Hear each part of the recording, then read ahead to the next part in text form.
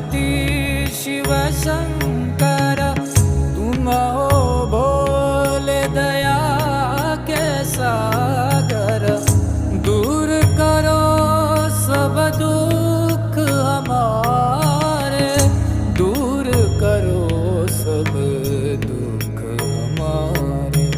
शंभो शंकर नमः शिवाय, गिरिजा शंकर नमः शिवाय।